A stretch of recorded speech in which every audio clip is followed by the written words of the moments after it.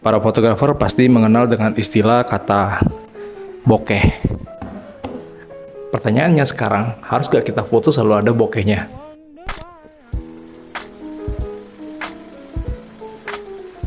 Sebelum menjawab pertanyaan itu, kita harus tahu dulu asal mula kata bokeh itu sendiri. Kata bokeh berasal dari bahasa Jepang bokeh, yang artinya blur atau kabut. Sedangkan penggunaan kata bokeh itu sendiri dipublikasi oleh Phototechnic Magazine pada tahun 1997 oleh Mike Johnston saat ia disuruh mengisi artikel dari majalah tersebut. Selanjutnya, bagaimana sih cara menciptakan bokeh itu? Ada beberapa faktor penentu untuk terciptanya bokeh itu. Pertama, kita harus dekat dengan objek foto.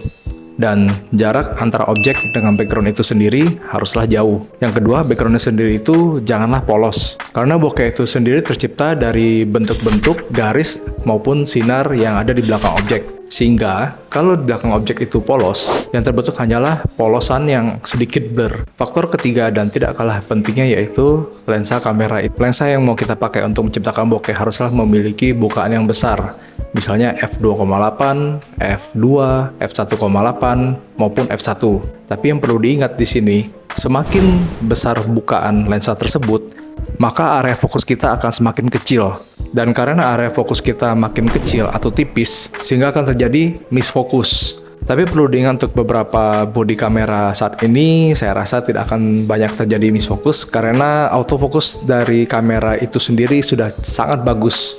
Selain kita ngomong bukaan dari kamera yang kita pakai, lensa itu sendiri bisa menentukan bagaimana bentuk blur atau bokeh yang tercipta di belakang objek foto. Misalnya ada yang disebut dengan swirl bokeh, contoh seperti ini. Atau juga misalnya untuk beberapa film Hollywood menggunakan anamorphic lens, di mana bokeh yang terbentuk seperti ini.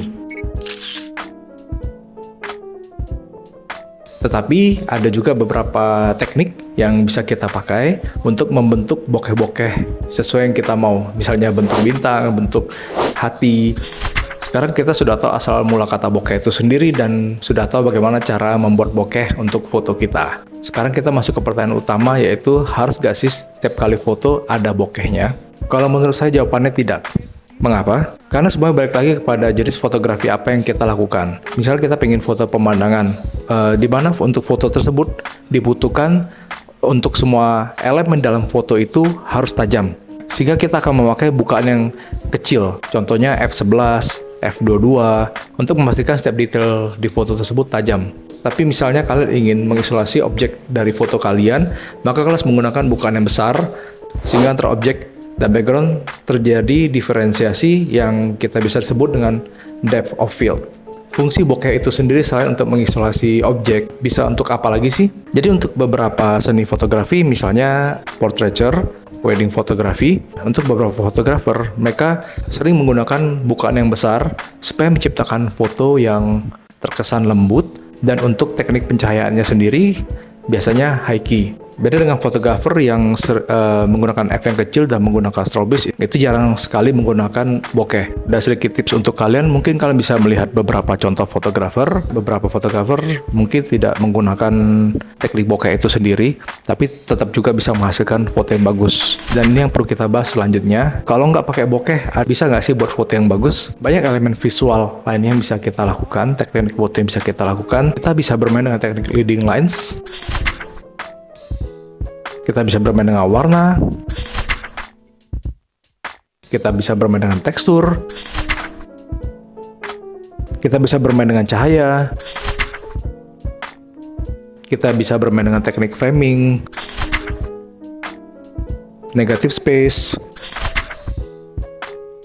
dan banyak lainnya. Jadi yang perlu diperhatikan apabila kalian membeli lensa, kita harus tahu dulu jenis fotografi apa yang kita lakukan. Misalnya kita landscape photographer. Mungkin untuk landscape photographer mereka tidak membutuhkan lensa dengan bukaan yang besar. Sedangkan untuk fotografer event mungkin mereka membutuhkan lensa dengan bukaan yang besar. Karena dengan pencahayaan yang sangat random, kadang gelap, kadang terang, mereka masih bisa mengcapture momennya tanpa khawatir karena bukaan dari lensa mereka itu cukup besar. Mereka pun bisa menggunakan ISO yang tidak begitu besar sehingga tidak menyebabkan noise. Oke, mari kita recap dulu apa-apa yang sudah kita bicarakan di video kali ini. Jadi bokeh itu sendiri berasal dari bahasa Jepang, bokeh yang artinya blur atau kabut. Lalu penggunaan kata bokeh itu sendiri dipulkan sejak tahun 1997 oleh majalah Fototeknik Magazine. Beberapa faktor penentu terciptanya bokeh. Pertama, jarak kamera dan objek harus dekat, sedangkan jarak objek ke background harus lebih jauh. Kedua, background diusahakan jangan polos tapi memiliki garis, bentuk maupun cahaya. Yang ketiga, lensa dengan bukaan yang besar.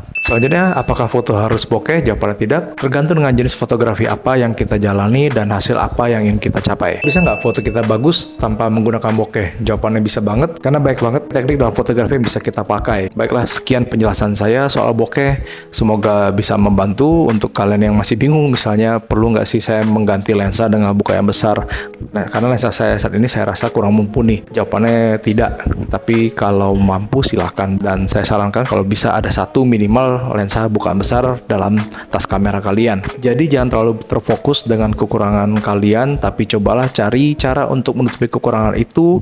Karena saya pun sendiri mengenal banyak fotografer yang barang seadanya tapi bisa menghasilkan foto-foto yang bagus juga. Jangan minder dan terus berkarya. Saya Pascal, fotografer kecil dari kota kecil. Saya akan share konten apapun yang saya suka berhubungan dengan fotografi. Apabila kalian suka, silahkan di like dan jangan lupa di share. Terima kasih.